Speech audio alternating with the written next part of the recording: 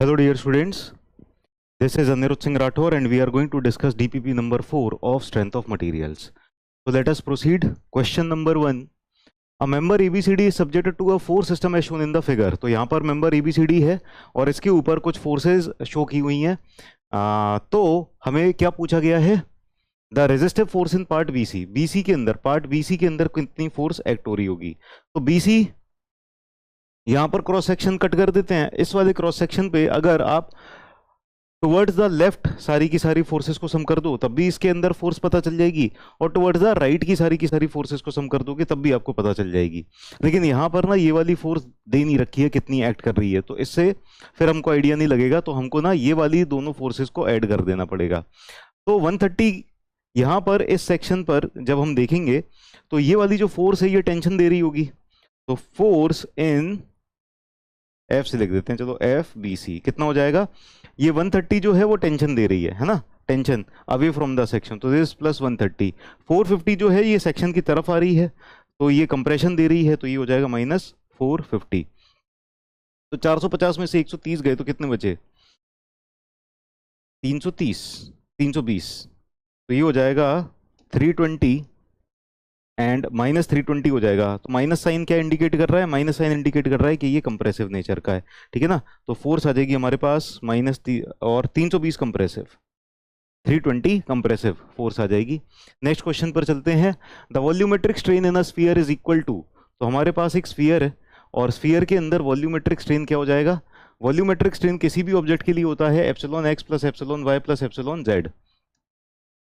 तो यहां पर एक्स डायरेक्शन, वाई डायरेक्शन और जेड डायरेक्शन, तीनों की तीनों डायरेक्शन ही डायमेट्रिक स्ट्रेन है.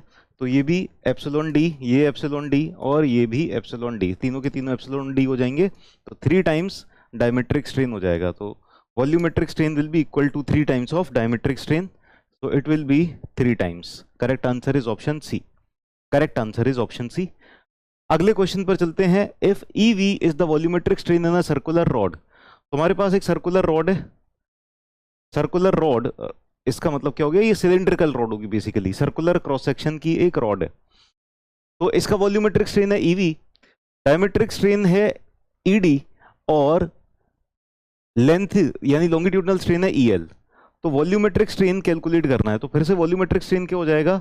Strain in x direction plus strain in y direction plus strain in z direction, है ना. अब अगर इसको एक्स डायरेक्शन मान लें, इसको वाई डायरेक्शन मान लें और इसको जेड डायरेक्शन मान लें, तो क्या होगा? एक्स डायरेक्शन का स्ट्रेन हो जाएगा लॉन्गिट्यूडनल स्ट्रेन EL, ठीक है, या एप्सिलॉन L. वाई डायरेक्शन का स्ट्रेन हो जाएगा डायमेट्रिक स्ट्रेन, तो ये हो गया डायमेट्रिक स्ट्रेन, और जेड डायरेक्शन का स्ट्रेन भी हो जाएगा डायमेट्रिक स्ट्रेन. तो वॉल्यूमेट्रिक स्ट्रेन कितना आ जाएगा? It will B longitudinal strain plus 2 times of diametric strain. Correct answer will be 2 times of diametric strain plus longitudinal strain. Correct answer option B हो जाएगा.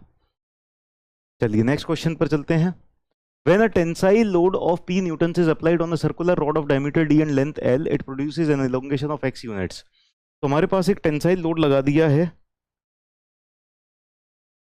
Tensile load किसी object के ऊपर, एक second. तो tensile load of P Newton's is applied on a circular rod of diameter D and length L. It produces N elongation of X units, ठीक है ना. तो इसका डायमीटर D है और लेंथ है L, और इसके अंदर जो एलोंगेशन आ रहा है डेल्टा, डेल्टा को रिप्रेजेंट किया है X से, तो ये आ जाएगा PL अपॉन AE. ठीक है, बहुत अच्छी बात है. What is the elongation produced by the same tensile load on a hollow circular rod with external diameter D and internal diameter point D made of the same material? ठीक है, तो अब हमारे पास एक hollow rod है. External diameter तो उतना ही है, यहां पर थोड़ा सा ज्यादा दिखा दिया मैंने ताकि अंदर का इंटरनल डायमीटर भी शो कर सके, ठीक है ना. तो बाहर का डायमीटर D है और अंदर का डायमीटर जो इनर डायमीटर है ये 0.5 D है ना. अब यहाँ पर इलोंगेशन कितना होगा? तो इसको डेल्टा 1 लिख देते हैं. तो PL अपॉन AE, तो यहाँ पर हो जाएगा PL अपॉन A क्या हो जाएगा? पाई बाय 4 D स्क्वायर E, यानी ये हो जाएगा 4PL अपॉन पाई D स्क्वायर E.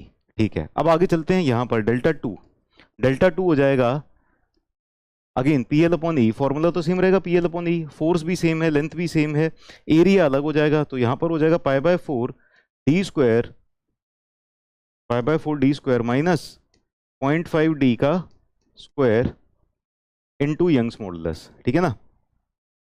तो इसको लिख सकते हैं हम 4pl अपॉन पाई, ब्रैकेट में हो जाएगा d square minus 0.25 d square into e Young's modulus, ठीक है। इसको हम लिख सकते हैं 4pl अपॉन पाई डी, यानी 1 माइनस 0.25, 1 माइनस 0.25 हो जाएगा 0.75, तो 0.75 को हम 3/4 भी लिख सकते हैं, इंटू 3/4 हो जाएगा, ये 3/4 डी स्क्वायर ई, है ना। 3/4 हो जाएगा तो 4/3 बाहर आ जाएगा, ये डिनोमिनेटर में ना 3/4, तो न्यूमरेटर में हो जाएगा 4/3, 4/3 आ जाएगा, और ब्रैकेट में आ जाएगा 4pl upon pi D square e. और यहाँ पर अभी हमने देखा था 4pl upon pi D square e किसके बराबर था, ये x के बराबर था, तो इसकी वैल्यू यहाँ पर पुट कर देते हैं, रिप्लेस कर देते हैं, तो हमारे पास आ गया ये 4/3x, ठीक है। तो 4/3x हो जाएगा, correct answer will be option A, option is the correct answer. Next question, a compound bar consists of steel and bronze bars with areas of 10 centimeter square and 20 centimeter square, ठीक है। तो 10 centimetre square और 20 centimetre square ये area हो जाएगा, area bronze bar, area of steel, area of steel दिया हुआ है 10 centimetre square, area of bronze दिया हुआ है 20 सेंटीमीटर स्क्वायर, और क्या क्या दिया है, यंग्स मॉडुलस ऑफ इलास्टिसिटी, और इनका भी रेशियो दिया हुआ है। Young's modulus of elasticity of steel दिया है 2 × 10⁵ न्यूटन पर mm स्क्वायर, और Young's modulus of elasticity of brass दिया है 1 × 10⁵ न्यूटन पर mm स्क्वायर।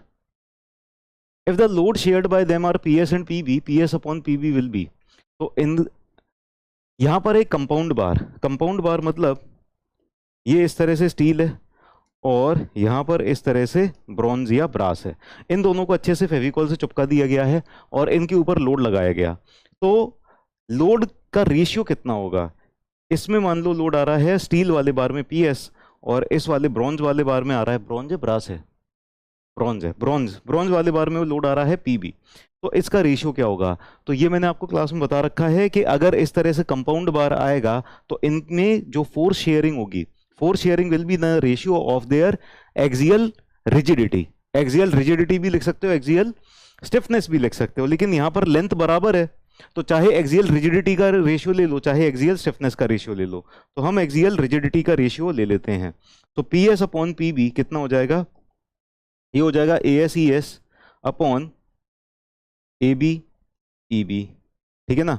तो एरिया ऑफ स्टील कितना दिया है, 10 सेंटीमीटर स्क्वायर दिया है, सो 10 इंटू यंग्स मॉडुलस दिया है 2 × 10⁵, और एरिया ऑफ ब्रास दिया है 20, और यंग्स मॉडुलस दिया है 1 × 10⁵, ये सब क्रॉस होके 1 बचेगा, तो इनका जो रेशियो हो जाएगा वो कितना हो जाएगा, option A 1:1 will be the correct answer, ठीक है, 1:1।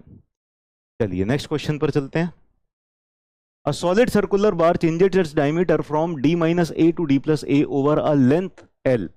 तो हमारे पास एक सॉलिड बार है, एकदम सॉलिड है, एकदम खतरनाक धांसू, ठीक है। इसका जो डायमीटर है चेंज हो रहा है, शुरुआत में यहां पर जो डायमीटर है ये d plus a है, ये ज्यादा डायमीटर है, और यहां पर जो डायमीटर है ये है d minus a। कितनी लेंथ में इसका चेंज हो रहा है, लेंथ L में इतना चेंज हुआ। अब आगे, over a length L, what is the percentage error in estimating the Young's modulus E if the mean diameter is used instead of varying diameter in the calculation. तो देखो इसका मतलब क्या है कि ये जो डायमीटर लिया इस तरह से है ना, और यहां से हमने कैलकुलेशन किया, मान लो हम क्या करते, इसका एवरेज डायमीटर ले लेते। एवरेज डायमीटर क्या हो जाता, ये वाला डायमीटर प्लस ये वाला डायमीटर डिवाइडेड बाय 2, ये एवरेज आ जाता, तो एवरेज डायमीटर आ जाता केवल d डायमीटर, ठीक है ना।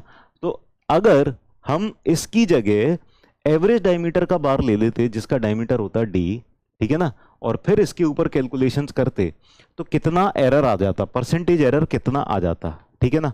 चलो तो पहले क्या करें कि यहां पर इस वाले केस में देखते हैं कि कितनी एलोंगेशन आ रहा है। तो एलोंगेशन हो जाएगा इस वाले केस के लिए 4pl अपॉन पाई d1 d2 e, ये फॉर्मूला है, यहाँ पर वैल्यूज रखते हैं। 4pl ये तो वैसे ही रहेगा, कोई दिक्कत नहीं है। d1 कितना हो जाएगा, d प्लस ए, d2 कितना हो जाएगा, d minus a into Young's modulus, ठीक है ना। ये 4pl upon pi D square minus ए स्क्वायर इंटू ई, ठीक है। ये आ गया एलोंगेशन, ये फर्स्ट वाले का है ना, या एक्चुअल जो है true elongation, true change in length इतना हो जाएगा। अब फर्जी का चेंज इन लेंथ, फर्जी मतलब जब हमने डायमीटर को गलत हमने इसको कांस्टेंट डायमीटर मान के कर दिया, तो ये हो जाएगा P L upon A E. Area की जगह क्या लिखेंगे, पी एल अपॉन, एरिया की जगह लिखेंगे पाई बाय 4 डी स्क्वायर ई, ठीक है। तो ये हो जाएगा 4pl upon pi D square ई, ठीक है ना। ये हो जाएगा फर्जी। अब एरर कितना हो जाएगा, एरर हो जाएगा एक्चुअल माइनस परसेंटेज एरर बता रहा हूं, एक्चुअल माइनस एरर वाला डिवाइडेड बाय एक्चुअल, ठीक है ना। सो परसेंटेज एरर हो जाएगा Δ1 माइनस Δ2 डिवाइडेड बाय Δ1, और परसेंटेज में है इसीलिए 100 से मल्टीप्लाई कर देंगे। तो Δ1 क्या था, 4pl upon pi, 4pl upon pi D square minus ए स्क्वायर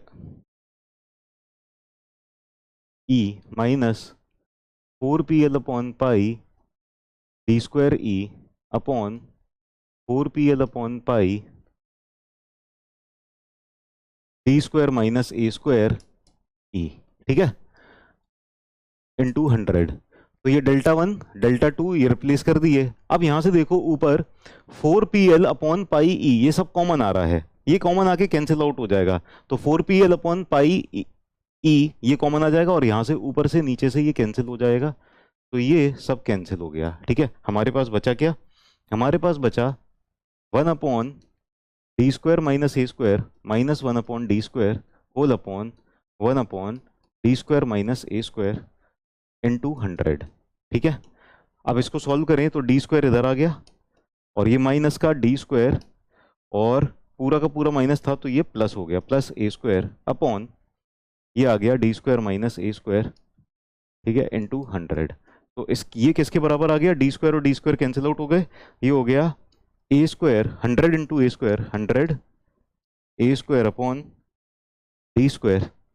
देखें ऑप्शंस क्या क्या दिए हैं, let us see options, D square upon D, यहाँ पर ये वाला ऑप्शन सही लग रहा है। देखो इसको ऐसे भी लिख सकते हैं, tan a अपॉन डी का होल स्क्वायर, ठीक है। तो ये आ जाएगा correct answer, correct answer is option C, ठीक है। तो ये था नेक्स्ट क्वेश्चन। अब चलते हैं एक और नेक्स्ट क्वेश्चन पे, अगले क्वेश्चन पे। Arrange the values of Young's modulus, bulk modulus and rigidity modulus of mild steel in ascending order of their magnitude, यानी सबसे ज्यादा इनमें से किसकी वैल्यू रहती है, फिर उससे कम, और फिर उससे कम। तो एक चीज हमको पता है, माइल्ड स्टील के लिए यंग्स मॉडुलस तो होता है 2 × 10⁵ न्यूटन पर mm स्क्वायर, ये सबने याद कर रखा होगा, है ना। लेकिन g और k की वैल्यू नहीं याद होंगी। g की वैल्यू होती है 0.8 × 10⁵ न्यूटन पर mm स्क्वायर, और k की वैल्यू होती है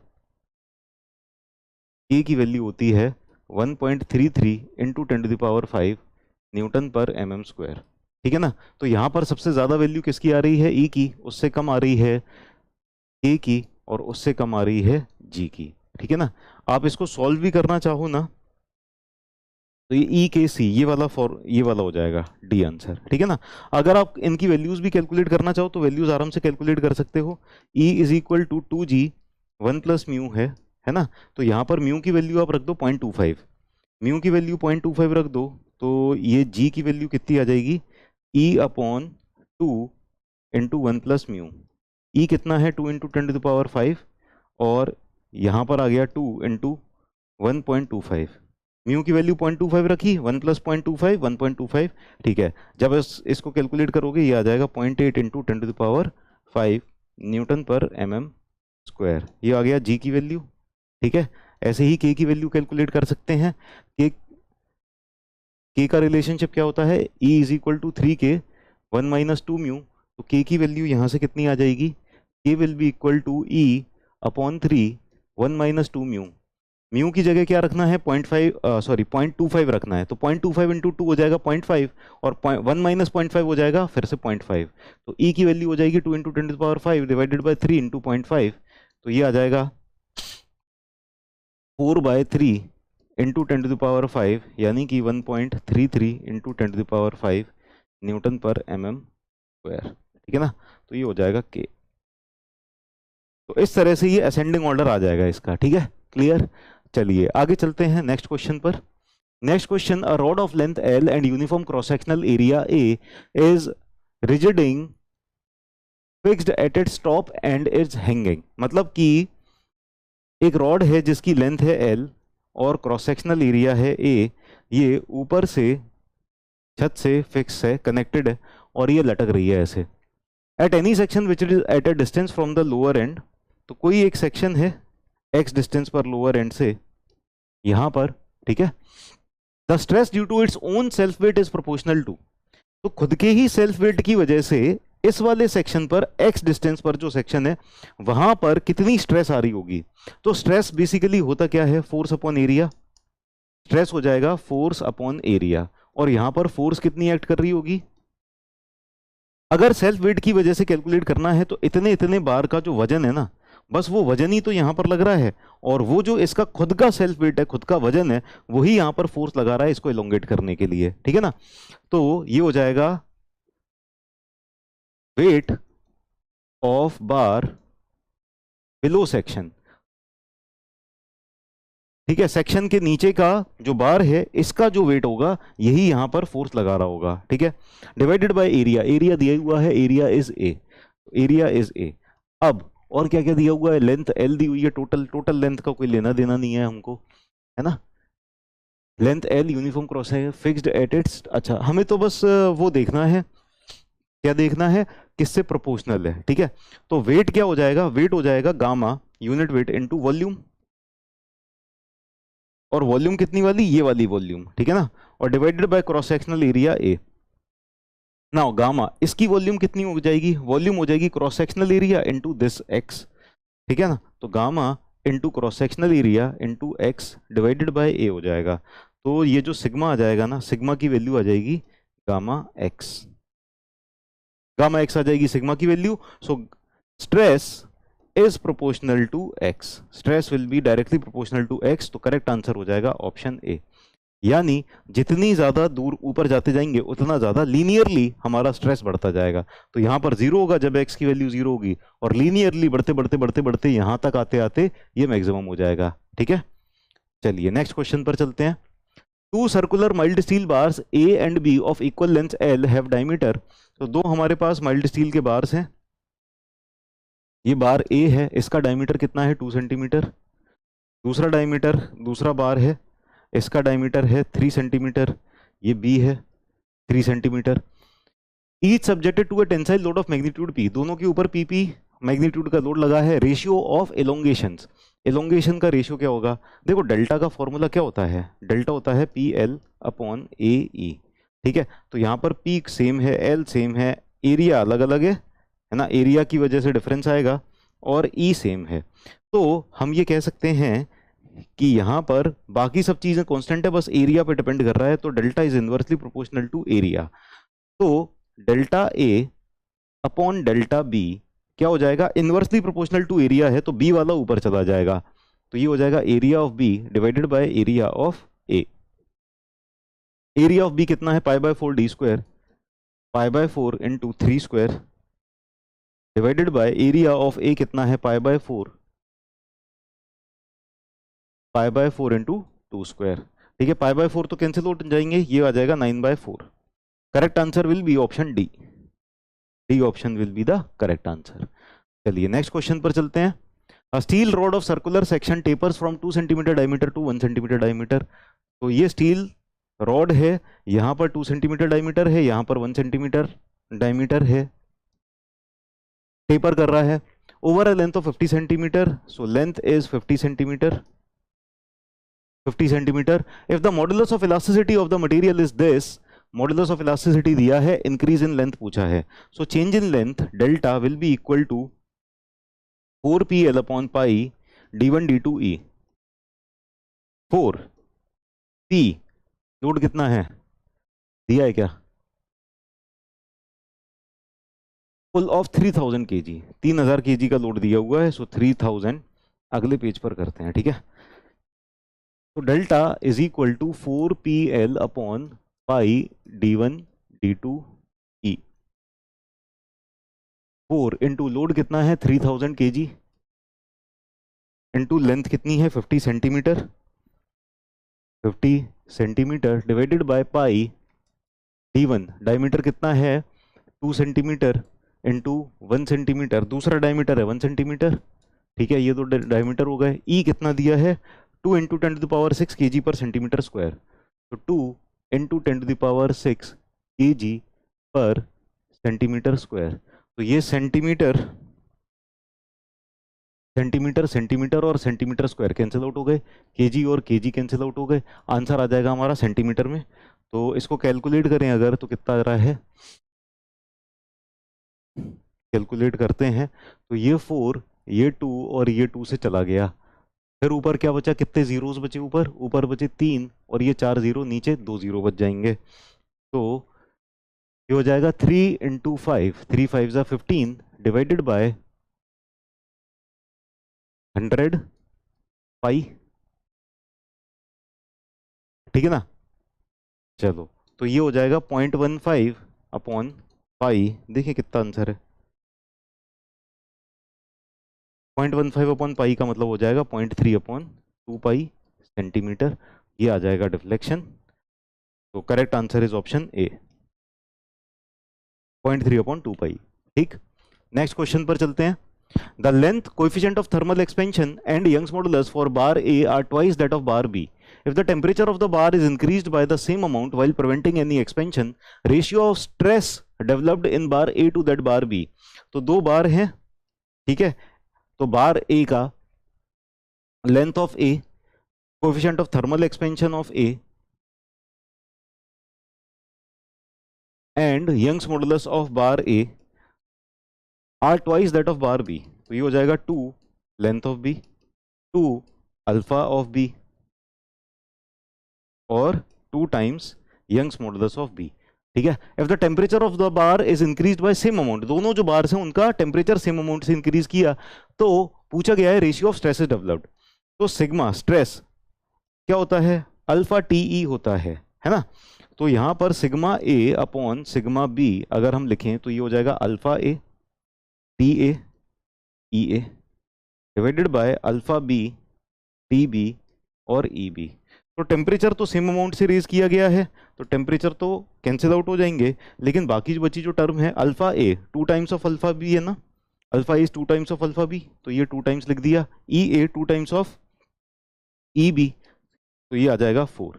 तो sigma A upon sigma B will be equal to 4, ठीक है। Correct answer will be option B. Next question पर चलते हैं। A rod shown in the given figure is such that the lower part is made of steel and upper part is made of copper.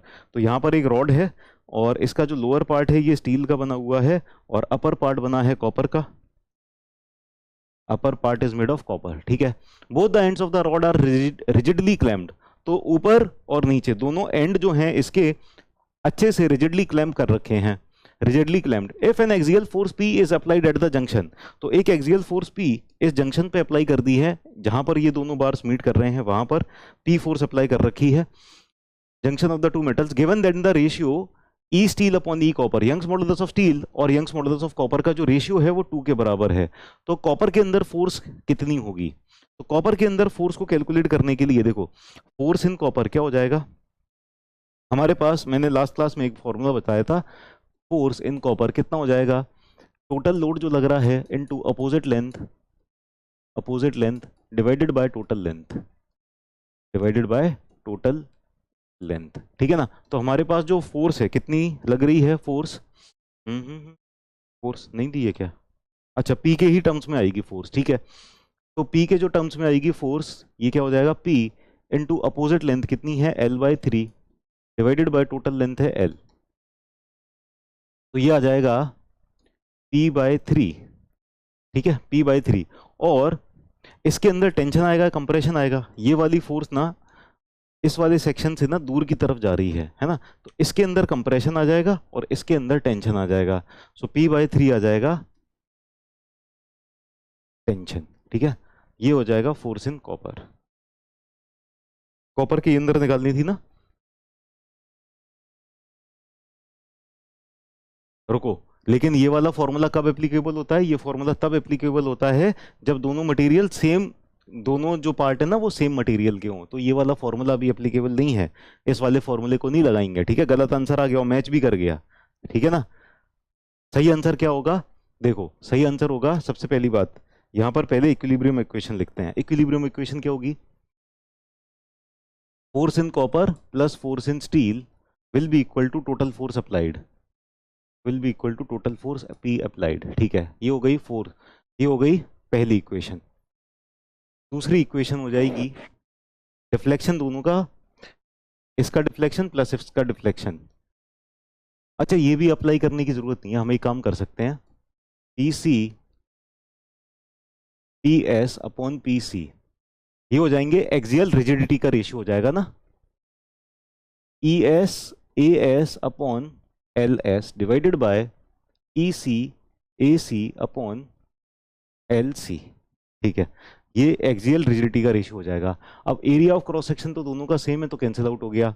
ES EC के कितने times है? 2 times है, लिख लेते हैं आगे। तो that will be equal to ES upon EC into LC, ऊपर चला जाएगा LC upon LS, LC upon LS। ठीक है ना, तो ये ES अपॉन EC कितना के बराबर हो गया? 2 के बराबर। LC upon LS, length of copper 2 times of length of steel हो जाएगा, है ना। तो LC will be 2 times of length of steel, तो PS will be equal to 4 times of force in copper. ठीक है, ये आ गई एक इक्वेशन जो कि हमारी कंपैटिबिलिटी कंडीशन से आई थी। कंपैटिबिलिटी कंडीशन से ही ये इक्वेशन डिराइव हुई थी। तो यहां पर हमने देख लिया था कि दोनों के अंदर जो फोर्सेज हैं वो इनकी एक्सियल स्टिफनेस के रेशियो में होंगी। अब हमारे पास वो जो इक्वेशन होगी P is equal to PS plus PC। ठीक है ना, तो इसको रख देते हैं यहां पर। तो टोटल फोर्स PS की जगह 4PC लिख देते हैं, 4PC plus PC force in copper. यहां से आ जाएगा PC is equal to P/5। ठीक है, तो ये सही आंसर है, this is the correct answer. ये आया टेंशन में। तो देखो, अगर हम वो वाला फॉर्मूला लगा देते ना अपोजिट लेंथ वाला, तो वो वाला क्या है, दोनों सेम मटेरियल होते ना, तो सेम मटेरियल के लिए एप्लीकेबल है। जब दोनों अलग अलग मटेरियल हैं, यानी यंग्स मॉडुलस अलग अलग है या एरिया अलग अलग है या दोनों ही अलग अलग हैं, तब वो फॉर्मूला नहीं लगाना है। ठीक है ना, तो उस वाले फॉर्मूले से जो आंसर आ रहा था वो भी यहाँ पर आंसर में दे रखा है। ठीक है, तो गलत वाला भी दे रखा है, काफी समझदार हैं। खैर, हमको तो पता था, इसीलिए हमने एक बार उससे सॉल्व किया, लेकिन इससे सही आंसर आ गया। ठीक है, correct answer will be option A. चलिए नेक्स्ट क्वेश्चन पर चलते हैं। An elastic bar of length L, cross-sectional area A and Young's modulus of elasticity E and self-weight W is hanging vertically। तो हमारे पास एक इलास्टिक बार है, वो लटक रहा है ऊपर से उल्टा, विक्रम बेताल की तरह इस तरह से लटक रहा है, और यहाँ पर ऊपर ये फिक्स है। ठीक, इसकी लेंथ L है, क्रॉस सेक्शनल एरिया A है, यंग्स मॉडुलस E है, सेल्फ वेट W है। तो इसका खुद का जो टोटल वेट है ना वो W है। It is subjected to a load P applied axially. तो लोड P यहां पर अप्लाई कर दिया एक्सियली एट द बॉटम। तो टोटल इलोंगेशन कितना हो जाएगा? टोटल इलोंगेशन कितना हो जाएगा? इसके सेल्फ वेट की वजह से भी होगा प्लस इसकी वजह से भी होगा। प्रिंसिपल ऑफ सुपरपोजिशन यूज करेंगे, सेल्फ वेट की वजह से जो इलोंगेशन आ रहा है वो लिख देंगे, प्लस ये लोड की वजह से जो इलोंगेशन आ रहा है वो लिख देंगे, दोनों को ऐड कर देंगे। तो सेल्फ वेट की वजह से कितना आ जाएगा? WL/2AE प्लस इसकी वजह से जो लोड की एक्सटर्नल लोड की वजह से आ जाएगा PL/AE। तो एक चीज आप देख सकते हो कि अगर इसी के बराबर लोड लगा देते यानी W लगा देते, तो उसकी वजह से ना इसका जो एलोंगेशन आता है वो डबल आता है ना। सेल्फ वेट की वजह से जो एलोंगेशन आता है वो हाफ आता है। अगर इतना ही लो, इतनी ही फोर्स अगर अलग से लग रही हो ना, और उतने ही के बराबर का सेल्फ लोड है, तो सेल्फ लोड की वजह से जो एलोंगेशन आएगा वो आधा आएगा, और एक्सटर्नल लोड की वजह से जो एलोंगेशन आएगा वो डबल आएगा। ठीक है, इन दोनों के कंपैरिजन में। तो ये आंसर हो जाएगा option B. Option B will be the correct answer. ठीक, चलिए नेक्स्ट क्वेश्चन पर चलते हैं। Next, an elastic body is subjected to a direct compressive stress Px in the longitudinal direction. The lateral strains in the other two directions are prevented by applying Py and Pz in those directions. Then Py is equal to Pz is equal to, देखो अब ये question थोड़ा सा बढ़िया सा question है, खतरनाक सा क्वेश्चन है। इस वाली डीपीपी में ना जो भी बच्चे कह रहे थे कि सर न्यूमेरिकल कराओ, न्यूमेरिकल नहीं करा रहे, तो उन सब की ना जो न्यूमेरिकल्स के लिए चाहत थी, वो चाहत इस बार की डीपीपी में पूरी हो रही होगी, है ना। मजा आ रहा होगा उन बच्चों को जो भी बच्चे कह रहे थे सर न्यूमेरिकल न्यूमेरिकल न्यूमेरिकल। तो देखो अब कितने सारे बढ़िया बढ़िया लेवल के न्यूमेरिकल आ गए, मजा आ गया, है ना। ये वाली डीपी में बहुत बढ़िया बढ़िया क्वेश्चंस हैं। खैर, अब देखो ये इलास्टिक बॉडी है, इस पर direct compressive stress P x in the longitudinal direction, मान लेते हैं ये रही लॉन्गिट्यूडनल डायरेक्शन, यहां पर पी एक्स कैसी लग रही है, कंप्रेसिव स्ट्रेस लग रही है। कंप्रेसिव स्ट्रेस इस तरह से पी एक्स लगा दी इन दोनों डायरेक्शंस में, लॉन्गिट्यूडनल डायरेक्शंस में ये पी एक्स लग गई है, ठीक है। और पीएक्स लगाने की वजह से लेटरल स्ट्रेन आएंगे, तो ये जेड डायरेक्शन में भी बढ़ेगा और वाई डायरेक्शन में भी बढ़ेगा, लेटरल स्ट्रेन आएंगे। लेकिन इन दोनों लेटरल स्ट्रेन को प्रिवेंट किया, रोक दिया गया। कैसे रोक दिया गया कि इन लेटरल डायरेक्शंस में भी कुछ फोर्सेस लगा दी गई। तो ये फोर्सेस जस्ट इतनी लगाई गई कि ये जो लेटरल डायरेक्शन का जो स्ट्रेन है ना वो रुक जाए। यानी लेटरल डायरेक्शन में स्ट्रेन कितना आएगा, लेटरल डायरेक्शन में जो स्ट्रेन आ रहा है अभी, अब ये जीरो आ रहा है। तो पी वाई और पी जेड ये दोनों फोर्सेस इतने इतने लगाए गए कि लेटरल डायरेक्शन में स्ट्रेन जीरो हो गया। अब क्योंकि ये पूरी बॉडी सिमेट्रिकल है ना, तो पी वाई और पी जेड की वैल्यू बराबर ही होगी, पी वाई और पी जेड दोनों बराबर होंगे। अब ये पी वाई और पी जेड ये कितना लगाया है ये हमको देखना है। तो यहां पर जनरलाइज्ड हुक्स लॉ लगेगा। जनरलाइज्ड हुक्स लॉ से हमको क्या पता है कि वाई डायरेक्शन का स्ट्रेन और जेड डायरेक्शन का स्ट्रेन जीरो है ना। strain in y direction is equal to 0 and strain in z direction is equal to 0। खैर इन दोनों में से एक ही इक्वेशन यूज कर लेते हैं, एक ही इक्वेशन से काम हो जाएगा हमारा, तो इसको यूज कर लेते हैं, ठीक है। चाहो तो आप उससे भी कर सकते हो सॉल्व। तो एप्सिलॉन y कितना होता है, sigma y upon E minus mu sigma x upon E minus mu sigma z upon E, ये होता है ना, ठीक है। अब ये तो वैल्यू है जीरो। अब यहाँ पर क्रॉस सेक्शनल एरिया ना हर जगह का बराबर बराबर ले लेते हैं, तो सिग्मा वाई क्या हो जाएगा, P Y into A, P Y upon A, P Y upon A E हो जाएगा। ये हो जाएगा minus mu P X upon A E, और ये हो जाएगा minus mu P Z upon A E, ठीक है ना। ए ई सब में से कॉमन होके यहाँ पर आके मल्टीप्लाई होके जीरो हो जाएगा। तो zero is equal to P y minus mu P x और माइनस म्यू, देखो पी जेड और पी वाई बराबर बराबर हैं, तो इसको माइनस म्यू पी वाई ही लिख देते हैं, ठीक है ना। अब ये वाली इक्वेशन हमारे पास आ गई है, इसको सॉल्व कर लेते हैं और यहां से हम कैलकुलेशन कर लेते हैं, ठीक है। ये पी एक्स था, so zero is equal to P y minus mu P x minus mu P y. तो म्यू पी एक्स इधर ले आते हैं, mu P x is equal to P y, यहां से कॉमन ले लेते हैं, वन माइनस म्यू हो जाएगा। तो पी वाई की वैल्यू कितनी आ जाएगी,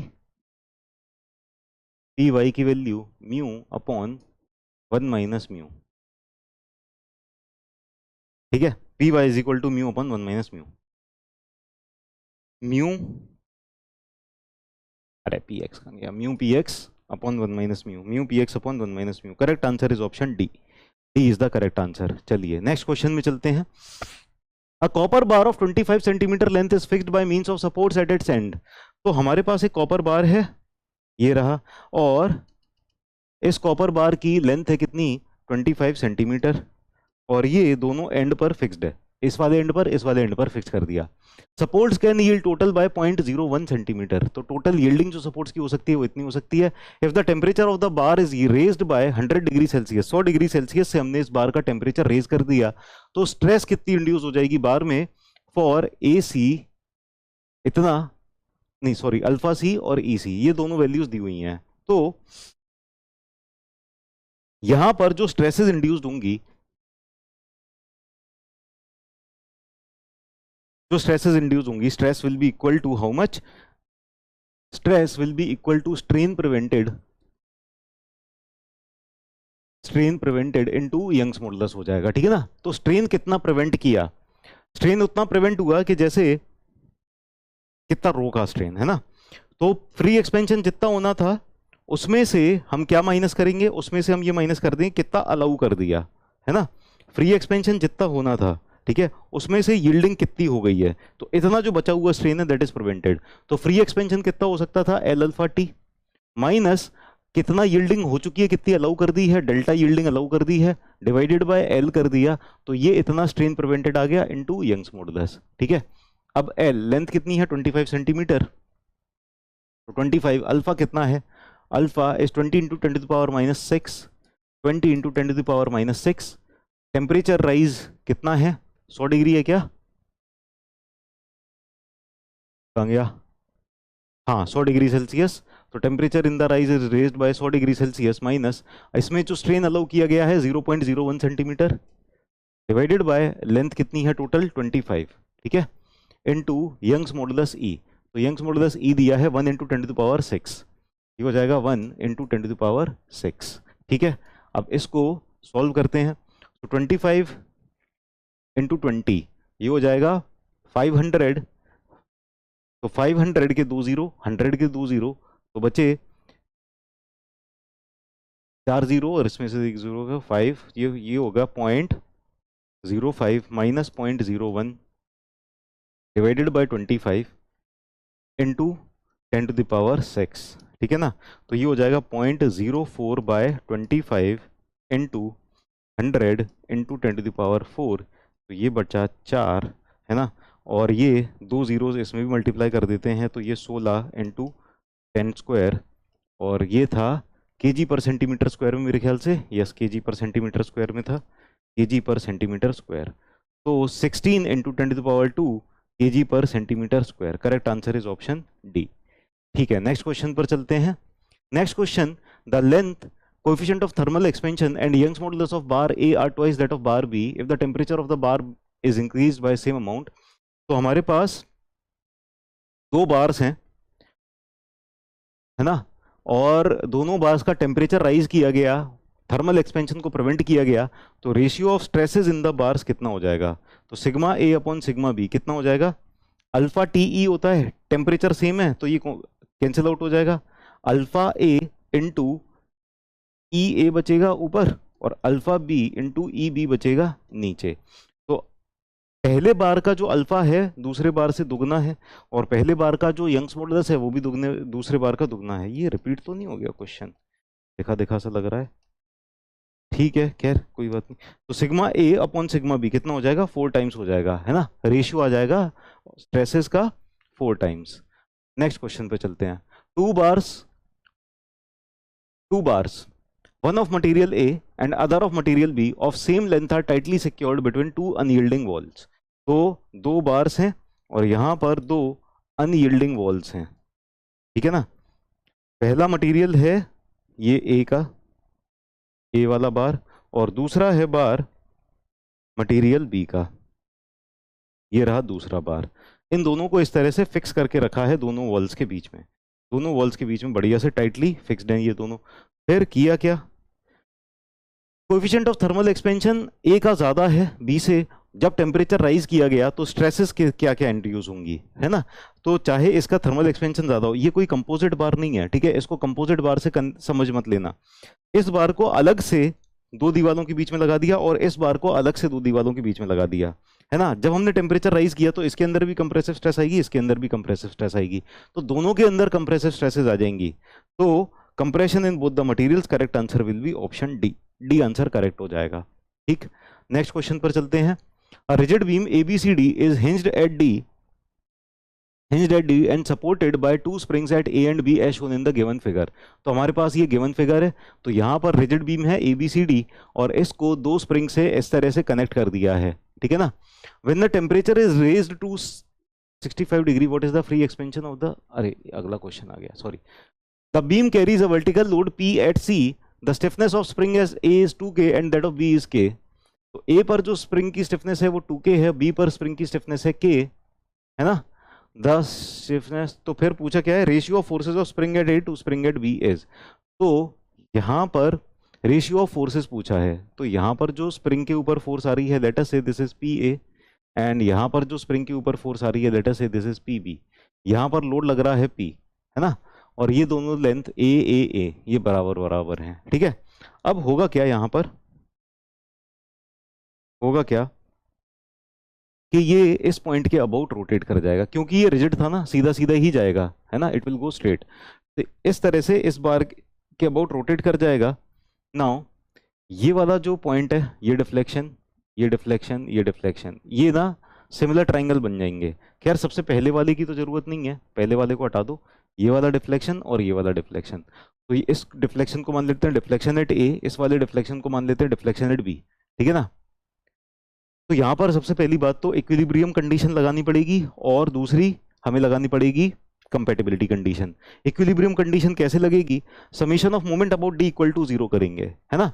तो ये वाली जो फोर्स है पी ए और ये वाली फोर्स है पी बी, दो अननोन हो गए, दो अननोन है, और इक्विलिब्रियम इक्वेशन हमको एक ही मिल पाएगी, summation of moment about D equal to 0। Summation F X equal to इसलिए यूज नहीं कर सकते क्योंकि एक्स डायरेक्शन में कोई फोर्स ही नहीं है, तो उससे पी ए और पी बी मिलेंगे नहीं। Summation F Y equal to use इसलिए नहीं कर सकते क्योंकि पी ए पी बी, चलो ये तो लग रहे हैं सब वर्टिकल डायरेक्शन में है, लेकिन यहाँ पर की जो रिएक्शन होगी ना, इस पर भी एक वर्टिकल रिएक्शन आ रही होगी, तो वो हमें पता ही नहीं है, तो इसीलिए summation F Y equal to 0 भी नहीं लगाएंगे, है ना। तो हमें सिर्फ summation of moment about D equal to 0 लगाना पड़ेगा, तो इसको लगाते हैं, summation of moment about D equal to 0 करते हैं, ठीक है, किया।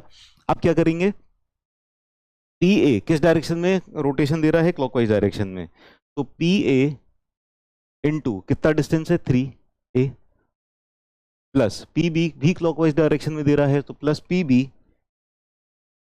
इंटू 2a, और ये p एंटी क्लॉकवाइज डायरेक्शन में रोटेशन देगा, so minus p into a is equal to 0, ठीक है ना। तो यहां से हमारे पास ये इक्वेशन आ जाएगी 3pa, इसमें से a कॉमन आके कैंसिल हो जाएगा, 3pa plus 2pb will be equal to p, ठीक है। ये पहली इक्वेशन मिल गई, ये इक्विलिब्रियम इक्वेशन से आई थी। अब दूसरी कंडीशन, दूसरी इक्वेशन कैसे मिलेगी, ये कंपैटिबिलिटी कंडीशन से मिलेगी। नाउ यहाँ पर हम देख सकते हैं कि ये दो ट्राइंगल जो हैं, एक ये बड़ा वाला ट्राइंगल और एक ये छोटा वाला ट्राइंगल, ये दोनों ट्राइंगल सिमिलर हैं एक दूसरे से, ठीक है, both these triangles are similar. और जब ये दोनों ट्राइंगल सिमिलर हैं तो रेशियो ऑफ साइड्स भी इक्वल होगा। So from similar triangles,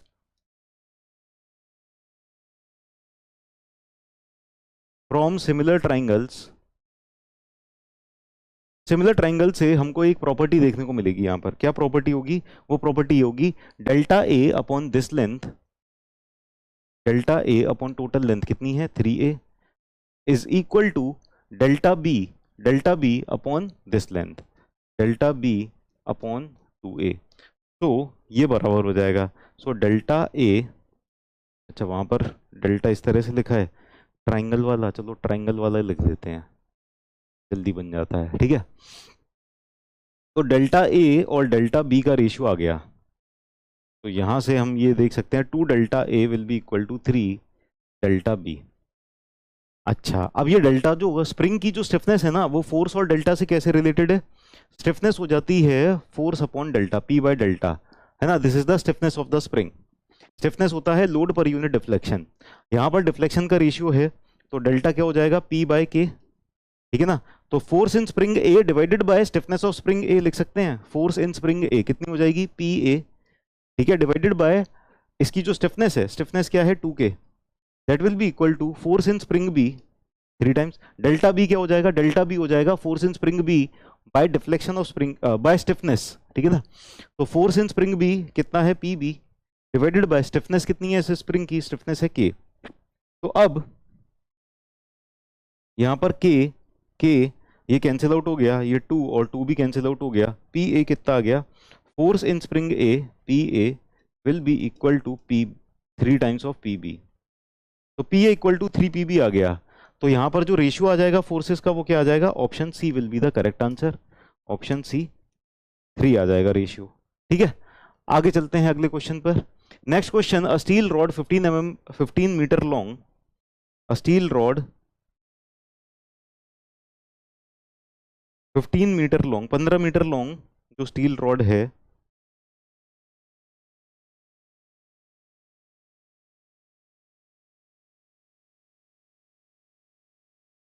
is at a temperature of 15 degree Celsius. The values of alpha दी हुई है 12 इंटू 10⁻⁻6 पर डिग्री सेल्सियस और यंग्स मॉडुलस दिया हुआ है 200 giga newton per metre square are adopted. ठीक है, when the temperature is raise to 65 degree Celsius, 65 degree Celsius पहुंचा दिया टेम्परेचर, कहां से कितने से, 15 डिग्री सेल्सियस से। तो टेम्परेचर राइज कितना हो गया, टेम्परेचर राइज हो गया 65 degree Celsius minus 15 degree Celsius will be equal to 50 degree Celsius. हमने टेम्परेचर बढ़ा दिया है, 50 डिग्री सेल्सियस बढ़ा दिया। ठीक है, what is the free expansion of the length. तो फ्री एक्सपेंशन कितना होगा, यानी अगर ये सपोर्ट नहीं होते तो फ्री एक्सपेंशन होता, जब सपोर्ट नहीं है तो फ्री एक्सपेंशन कितना हो जाएगा, delta will be equal to L alpha T. L alpha T ये फ्री एक्सपेंशन हो जाएगा। लेंथ कितनी है, 15 मीटर। ठीक है, अब ये आएगा एमएम में, आंसर एमएम में आएगा तो मीटर को एमएम में कन्वर्ट कर लेते हैं। सो 15 इंटू 10⁻³ कर दिया। अल्फा कितना दिया हुआ है, 12 इंटू 10⁻⁻6 रख दिया यहाँ पर। टेम्परेचर राइज कितना दिया है, 50 डिग्री सेल्सियस रख दिया यहाँ पर। कैलकुलेट कर देंगे तो कैलकुलेट करने पे कितना आ जाएगा, 15 इंटू 10⁻³ इंटू 12 इंटू 10⁻⁶, 10⁻⁻6 होगा, 10⁻⁻6 इंटू 50। अरे यार ये 20 कर दिया मैंने, 59 आ जाएगा। So this will be 9 mm। ठीक है, तो डिफ्लेक्शन जो आ जाएगा वो 9 mm आ जाएगा, यानी कि ये वाला गलत और ये वाला गलत। ठीक है, अब देखते हैं अगला पार्ट क्या है। And if this expansion of the rod is fully prevented, पूरी तरह से इस एक्सपेंशन को अगर हम रोक देते हैं तब स्ट्रेसेस कितनी होंगी, टेम्परेचर स्ट्रेसेस। तो स्ट्रेस होता है alpha T E, stress will be equal to alpha T E. ठीक है, अल्फा कितना है हमारे पास, 12 इंटू 10⁻⁻6, 12 इंटू 10⁻⁻6। टेम्परेचर राइज कितना है, 50, और यंग्स मॉडुलस कितना है दिया है 200 giga newton per metre square, और यहां पर आंसर है mega Newton per metre square. तो giga newton per metre square को mega Newton per metre square में कन्वर्ट करने के लिए क्या करेंगे, 10⁻³ से मल्टीप्लाई कर देंगे। तो 200 इंटू 10⁻³ मल्टीप्लाई हो जाएगा, 200 इंटू 10⁻³ मल्टीप्लाई हो जाएगा इंटू 200 इंटू 10⁻³। ठीक है ना, तो 10⁻⁻6 चला गया, ये 2 जीरो, ये 2 जीरो, ये सारे जीरोस तो सारे चले गए। ठीक है ना, सो 2 5 ज़ा 10 और ये 12, 10 into 12 120, 120 mega Newton per metre square आ जाएगा आंसर, ये आ जाएगा सिग्मा। ठीक है ना, तो डेल्टा आ गया, सिग्मा आ गया, 120 आ गया सिग्मा, तो correct answer will be option B 9। ठीक है, 9 एंड 120। चलिए next, A prismatic bar ABC is subjected to an axial load of 25 kilonewton. The reactions RA and RC will be। देखो अब यहाँ पर वो फॉर्मूला लगा सकते हैं, अपोजिट लेंथ और वो वाला। ठीक है ना, तो RA कितना आ जाएगा, ये आ जाएगा P into opposite length, P into opposite length divided by total length, divided by total length. ठीक है ना, अपोजिट लेंथ कितनी है हमारे पास, 3L है ना, ये RA के रिस्पेक्ट में 3L अपोजिट लेंथ हो जाएगी, 3L into 25 divided by total length कितनी हो जाएगी, 5L, 5L। ठीक है ना, तो 5 15 किलो न्यूटन हो जाएगा RA, और RB हो जाएगा, अब या तो 25 में से 15 हटा दो 10 बचेगा, या फिर ये वाला फॉर्मूला फिर से लगा देते हैं, P इंटू अपोजिट लेंथ कितनी हो गई है, अपोजिट लेंथ इससे RC है वो, नॉट B,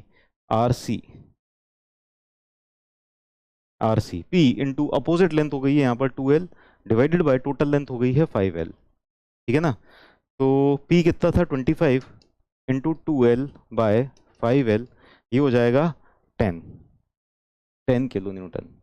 अब जरा सा कंफ्यूजन ये हो रहा है कि प्लस कब माइनस कब क्या कैसे। तो देखो ये समझो कि जब 25 किलो न्यूटन इधर लगा दिया है, इधर लगा दिया 25 किलो न्यूटन, ये फोर्स आ रही है, तो यानी कि पॉजिटिव एक्स डायरेक्शन में जाती हुई फोर्स को क्या ले लिया, पॉजिटिव ले लिया, पॉजिटिव एक्स में जाती हुई फोर्स को पॉजिटिव ले लिया। ठीक है ना, अब इस फोर्स के लिए रिस्पेक्ट में जो सपोर्ट रिएक्शंस आएंगी, वो सपोर्ट रिएक्शन इसको अपोज कर रही होंगी ना, इसके उल्टे जा रही होंगी, तभी तो बैलेंस बनेगा। अगर इस बॉडी पर कोई फोर्स इस डायरेक्शन में जा रही है है ना, और यहाँ पर कोई सपोर्ट है, तो सपोर्ट किस डायरेक्शन में फोर्स लगाएगा, इस फोर्स के उल्टी डायरेक्शन में फोर्स लगाएगा। तो यहाँ पर भी ये उल्टी डायरेक्शन में फोर्स लगा रहा होगा इसके, और यहाँ पर भी उल्टी डायरेक्शन में। तो जब ये दोनों मिलके कितनी हो जाएंगी, 15 + 10 25 हो जाएंगी ना, ये दोनों मिलके 25 हो जाएंगी, तब इस 25 को रोक पाएंगे, ठीक है ना। तो अगर ये पॉजिटिव डायरेक्शन में है तो ये दोनों किस डायरेक्शन में आ गई, ये दोनों नेगेटिव डायरेक्शन में आ गई, ठीक है।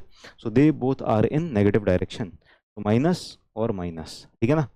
तो -10, सो रुको, आर ए कितना है, आर ए -15, आर ए -15 और R C -10, correct answer is option C, ठीक है। चलिए नेक्स्ट क्वेश्चन पर चलते हैं।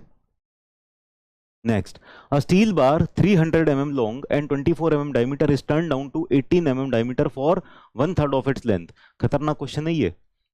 एक स्टील बार है 300 mm लंबा, 24 mm इसका डायमीटर है, और इसको टर्न डाउन किया 18 mm डायमीटर पे फॉर 1/3 ऑफ इट्स लेंथ, ठीक है ना। तो देखो इसका ना फिगर बनाते हैं, फिर समझ में आएगा। तो यहाँ पर हमारे पास ये पहले तो इतना लंबा था 300 mm लंबा, फिर बाद में क्या किया, 24 mm का था ये, 1/3 लेंथ के लिए ना इसको थोड़ा छोटा कर दिया गया। तो पहले तो 24 का था पूरा का पूरा, बाद में 1/3 लेंथ के लिए ना इसको टर्न डाउन किया, यानी लेथ मशीन वगैरह से स्क्रैप करके इसको इस तरह से पतला कर दिया यहाँ पर, ठीक है ना। तो इतना डायमीटर है 24 mm का, इतना डायमीटर है, इतने में 18 mm का डायमीटर है। ये लेंथ हो गई है 200। 200 क्यों हो गई है, 200 इसलिए हो गई है कि पहले पूरी 300 थी, बाद में 1/3 लेंथ, 1/3 लेंथ 300 की 1/3 कितनी हो जाएगी, 100 mm हो जाएगी। तो 100 mm लेंथ तक इसको टर्न डाउन करके 18 mm का कर दिया शुरुआत में। अच्छा, बाकी का तो वैसे ही ओरिजिनल 24 है ना, 1/3 लेंथ को 18 का किया है, तो इस तरह से ये बार हो गया। So steel bar 300 mm long and 24 mm diameter is turn down to 18 mm diameter for 1/3 of its length. It is heated 30 degree Celsius above room temperature. तो रूम टेम्परेचर से 30 डिग्री सेल्सियस ऊपर गर्म कर दिया गया। फिर गर्म करने के बाद ये थोड़ा सा एलोंगेट हो जाएगा ना, जब 30 डिग्री सेल्सियस टेम्परेचर बढ़ाया थोड़ा सा एलोंगेट हो गया, बहुत ही कम एलोंगेट होगा लेकिन होगा, ठीक है ना। हीट करने के बाद इसको ये एलोंगेट हुआ, है ना। फिर क्लैंप किया, यानी कि जब इसकी लेंथ बढ़ गई तो 200 mm से थोड़ी सी बढ़ गई होगी, और ये वाली 100 mm से भी थोड़ी सी बढ़ गई होगी, बहुत मामूली सी बढ़ गई होगी। अब इस बढ़ी हुई लेंथ के बढ़ने के बाद इसको ना क्लैंप कर दिया, क्लैंप कर दिया ऐसे, यहां पर फिक्स कर दिया और यहां पर फिक्स कर दिया, ठीक है, इस तरह से क्लैंप कर दिया। अब क्या किया, and then allowed to cool to room temperature. बहुत अत्याचार कर रहे हैं इसके साथ, है ना। पहले इसका मतलब इसको खरोंच खरोंच के 24 mm डायमीटर 24 से 18 कर दिया, फिर इसको गर्म किया, क्लैंप किया, और फिर कूल डाउन कर रहे हैं। अब जब कूल डाउन कर रहे हैं, अच्छा देखो, जब इसको हीट किया था और फ्री टू एक्सपेंड था, तब इसके अंदर कोई स्ट्रेसेस जनरेट नहीं होंगी क्योंकि ये फ्री टू एक्सपेंड है। लेकिन जब फ्री टू एक्सपेंड हो गया पूरा, फिर इसको पकड़ लिया, क्लैंप कर दिया, और फिर टेम्परेचर डाउन किया। जब टेम्परेचर डाउन किया तब इसके अंदर स्ट्रेसेस आएंगी। और कैसी स्ट्रेसेस आएंगी, कैसी स्ट्रेसेस आएंगी, अब इसके अंदर टेंसाइल स्ट्रेसेस आएंगी, ठीक है, टेंसाइल स्ट्रेस आएंगी। चलो ठीक है। If the distance between the clamps is unchanged, the maximum stress in the bar कितनी होगी, ठीक है। तो अब जो डिस्टेंस है इन दोनों के बीच का, वो तो चेंज नहीं हो रहा है, डिस्टेंस चेंज नहीं हो रहा।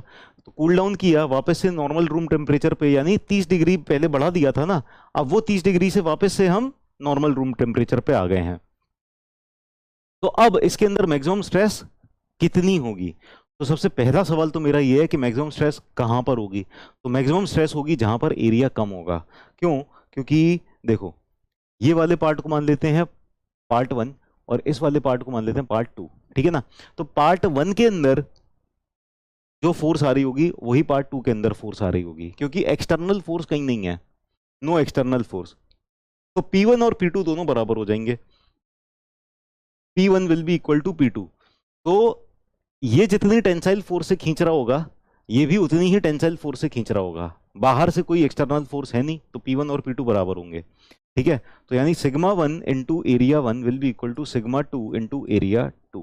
इसका एरिया कितना हो जाएगा, π/4 इंटू 24 स्क्वायर, और इसका एरिया कितना हो जाएगा, π/4 इंटू 18 स्क्वायर, ठीक है।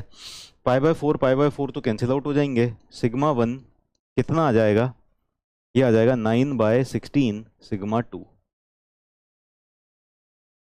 9/16 सिग्मा 2 आ जाएगा। ठीक है, तो ये तो पहली इक्वेशन बन गई, सिग्मा 1 और सिग्मा 2 का रेशियो आ गया। अब सिग्मा 1 और सिग्मा 2 का रेशियो आ गया, ये तो बहुत अच्छी बात है, लेकिन इसके आगे अब जो करना पड़ेगा ना वो बहुत खतरनाक है, वो बहुत कठिन है, तो उसको बहुत ध्यान से सुनना। यहां से इस इक्वेशन को देख के ही आपको समझ में आ रहा है कि कौन सा स्ट्रेस ज्यादा होगा।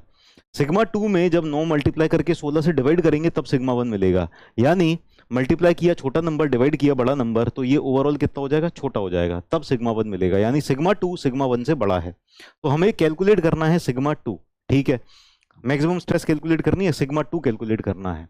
अब यहां पर बताओ टोटल डिफ्लेक्शन कितना होगा, कंपैटिबिलिटी कंडीशन लगानी पड़ेगी। अब टोटल डिफ्लेक्शन हो जाएगा 0, यानी इस वाले बार का डिफ्लेक्शन प्लस इस वाले बार का डिफ्लेक्शन, दोनों का डिफ्लेक्शन डेल्टा 1 प्लस डेल्टा 2 मिला के कितना होना चाहिए, 0 होना चाहिए। ठीक है ना। अब इसके अंदर जो डिफ्लेक्शन आ रहा होगा वो दो चीजों की वजह से आ रहा होगा। किस किस की वजह से, टेम्परेचर कूल डाउन किया, टेम्परेचर जब कम किया तब उसकी वजह से डिफ्लेक्शन, और फिर इसके अंदर जो टेंसाइल स्ट्रेसेस आ रही हैं वो थोड़ा सा डिफ्लेक्शन को रोक रही हैं, है ना, रिड्यूस होने से, लेंथ को कम होने से रोक रही हैं, क्योंकि टेंसाइल स्ट्रेस आ रही हैं, है ना। तो इसके अंदर क्या है, टेम्परेचर फॉल की वजह से और टेंसाइल स्ट्रेसेस की वजह से चेंज इन लेंथ हो रहा है। और इसके अंदर किन दो चीजों की वजह से हो रहा है, इसके अंदर भी उन्हीं दो चीजों की वजह से हो रहा है, टेम्परेचर फॉल की वजह से और टेंसाइल स्ट्रेसेस की वजह से। इसके अंदर टेंसाइल स्ट्रेसेस है सिग्मा 1 और इसके अंदर है टेंसाइल स्ट्रेसेस सिग्मा 2। चलो, तो ये delta 1 plus delta 2 is equal to 0 करते हैं। पहले इसके लिए डेल्टा 1 कैलकुलेट करते हैं। डेल्टा 1 इसके लिए क्या हो जाएगा, टेम्परेचर एल अल्फा टी हो जाएगा जब टेम्परेचर फॉल होता है। L1 अल्फा, अल्फा दोनों के लिए बराबर है तो अल्फा ऐसे ही रख रहे हैं, टेम्परेचर दोनों के लिए बराबर है तो टी ऐसे ही रख रहे हैं। तो ये जो L1 अल्फा टी है ये change in length of this bar हो जाएगा ड्यू टू टेम्परेचर फॉल। ठीक है, ये हो जाएगा माइनस, क्यों, क्योंकि लेंथ कम हो रही है, लेंथ जब कम हो रही है तो स्ट्रेन माइनस हो जाएगा, एलोंगेशन भी माइनस हो जाएगा। ठीक है, तो ये डिफ्लेक्शन माइनस हो गया, प्लस इसके अंदर टेंसाइल स्ट्रेसेस है ना, टेंसाइल स्ट्रेसेस है उसकी वजह से सिग्मा 1 इंटू लेंथ अपॉन ई। देखो स्ट्रेन क्या होता है, स्ट्रेन क्या होता है, सिग्मा अपॉन ई, ये हो जाता है स्ट्रेन, और स्ट्रेन में अगर लेंथ मल्टीप्लाई कर दें तो चेंज इन लेंथ हो जाता है। हमें चेंज इन लेंथ लिखना था तो सिग्मा 1 एल अपॉन ई लिख दिया। ठीक है, सिग्मा एल अपॉन ई या सिग्मा 1 एल अपॉन ई, इसके अंदर सिग्मा 1 आ रहा है तो सिग्मा 1 एल अपॉन ई। ये टोटल चेंज इन लेंथ हो गया पहले वाले पार्ट के अंदर, डेल्टा 1 आ गया ये। ठीक है, अब डेल्टा 2 पे चलते हैं, प्लस डेल्टा 2, इसमें भी लेंथ कम हो रही होगी, टेम्परेचर फॉल की वजह से लेंथ इज रिड्यूसिंग। ठीक है, उसमें भी लेंथ रिड्यूस हो रही है, so minus L2 alpha T. इसकी लेंथ कितनी थी, ओरिजिनल लेंथ L2 थी, L2 100 लिख देंगे बाद में, और अल्फा टी, अल्फा और टी दोनों में बराबर बराबर हैं, plus sigma 2 into length upon E. ठीक है, इसमें भी क्या हो रहा है, स्ट्रेस आ रही है, टेंसाइल स्ट्रेस आ रही है, टेंसाइल स्ट्रेस की वजह से चेंज इन लेंथ इतना हो जाएगा, और इन दोनों का समेशन करके इसको 0 के बराबर कर देंगे। अब एक काम करते हैं, हमको क्या कैलकुलेट करना है, सिग्मा 2। ठीक है, तो सिग्मा सिग्मा वाली टर्म्स एक साथ और लेंथ वाली टर्म्स एक साथ, तो सिग्मा 1 प्लस सिग्मा 2 कॉमन ले लिया into L by E is equal to, अब ये माइनस L1 अल्फा टी और माइनस L2 अल्फा टी, इन दोनों को ना 0 के इस पार ले जाते हैं, इक्वेशन के इधर ले जाते हैं। इक्वेशन के इस पार ले गए तो दोनों पॉजिटिव हो जाएंगे और दोनों ऐड हो जाएंगे, L1 plus L2 alpha T हो जाएंगे। ठीक है, ये हो गए। अब एक काम करते हैं, ये जो यंग्स मॉडुलस है ना नीचे, इसको भी वहां जाके मल्टीप्लाई कर देते हैं, इसको यहाँ से हटाते हैं और ये यहाँ मल्टीप्लाई कर देते हैं। ठीक है, अब इसमें सारी चीजें लिखते हैं। सिग्मा 2, एक गलती है, देखो L1 और L2 यहाँ पर अलग अलग है ना, ये अलग अलग हैं, तो ये पता है कैसे आएगा, sigma 1 L1 plus sigma 2 L2 करके आएगा, sigma 1 L1 plus sigma 2 L2। ठीक है, ई तो कॉमन था, ई कांस्टेंट था, ई दोनों के लिए सेम था, तो ई तो दोनों के डिनोमिनेटर में आता, तो हमने उसको ले जाके वहां मल्टीप्लाई कर दिया। अब देखो सिग्मा 2 कैलकुलेट करना है तो इक्वेशन 1 से सिग्मा 1 की वैल्यू यहाँ रख देते हैं, तो सिग्मा 1 की वैल्यू जो आ जाएगी वो आ जाएगी 9/16 सिग्मा 2 इंटू L1 कितनी है लेंथ 200, प्लस सिग्मा 2 हमें पता नहीं है, L2 कितनी है 100, is equal to L1 plus L2 कितनी है, L1 प्लस L2 हो गया, L1 plus L2 300 into alpha, alpha कितना दिया था, अल्फा दिया था हमारे पास यहाँ नीचे दिया है 12.5 इंटू 10⁻⁻6 और यंग्स मॉडुलस दिया है 200 giga newton per metre square. 12.5 into 10⁻⁻6, 12.5 into 10⁻⁻6, temperature कितना फॉल हुआ है, 30 डिग्री फॉल हुआ है ना, इनटू यंग्स मॉडुलस कितना है 200 giga newton per metre square. Answer किस में है, mega Newton per metre square में। तो 200 giga newton per metre square को 200 into 10⁻³ mega Newton per metre square लिख सकते हैं। तो ये हो जाएगा 200 into 10⁻³ mega Newton per metre square. ठीक है, अब सॉल्व करेंगे तो 9/16 इंटू 200 प्लस 100 कितना हो जाएगा, 9/16 इंटू 200 प्लस 100, ये हो जाएगा 212.5। 212.5 sigma 2 will be equal to, ये कितना हो जाएगा 10⁻⁻6 10⁻3, 3 0 बचे, 1 2 3, अरे बहुत सारे हैं। एक काम करते हैं 12.5 इंटू 2 ये हो गया 25, 25 इंटू 3 75, 75 इंटू 3 75 इंटू 3 कितना हो जाएगा 150, 225, 225। ठीक है, अब कितने जीरो रह गए, तो 1 2 3 4 5, 5 और 3 8, 2 जीरो रह गए, 22500। ठीक है ना, यहाँ से आ जाएगा सिग्मा 2। अब 22500 डिवाइडेड बाय 212.5, ये कितना आ रहा है 105.88, 105.88 mega Newton per metre square. तो ये सिग्मा 2 की वैल्यू आ गई हमारे पास। ठीक है, यहाँ पर देखें ऑप्शन सबसे क्लोजेस्ट है ऑप्शन डी, ऑप्शन डी हो जाएगा करेक्ट आंसर। ठीक, चलिए बहुत ही बढ़िया, खतरनाक क्वेश्चन था है ना, बढ़िया क्वेश्चन था लेकिन मजा आ गया। चलिए आगे चलते हैं। A copper bar of 25 centimeter length is fixed by means of supports at its end. Supports can yield total by 0.01 meter if centimeter. If temperature of the bar is raised by 100 degree Celsius, then the stress induced. अरे ये तो शायद repeat है क्या, तो question, चलो कोई care कोई नहीं, इसको सॉल्व कर लेते हैं। हमारे पास कॉपर बार है, देखो हमारे पास क्या है कॉपर बार, तो ये कॉपर बार है, copper bar of 25 centimetre length is fixed, is repeat 25 centimetre length. ठीक है, ये दोनों एंड पर फिक्स्ड हो गया, fixed by means of supports at its and, supports can yield total, हाँ तो टोटल जो स्ट्रेस आएगा, टोटल स्ट्रेस आएगा वो क्या आ जाएगा, strain restricted into Young's modulus. Strain restricted क्या हो जाएगा, L alpha T minus delta divided by L into E. L alpha T कितना हो जाएगा, लेंथ दिया हुआ है 25 इंटू अल्फा दिया हुआ है 20 इंटू 10⁻⁶ पर डिग्री सेल्सियस, तो ये हो जाएगा 20 इंटू 10⁻⁶ पर डिग्री सेल्सियस। टेम्परेचर कितना है 100 डिग्री सेल्सियस, तो माइनस डेल्टा है 0.01 डिवाइडेड बाय लेंथ है 25 इंटू यंग्स मॉडुलस दिया हुआ है 1 इंटू 10⁻⁶, 1 इंटू 10⁻⁶। ठीक है,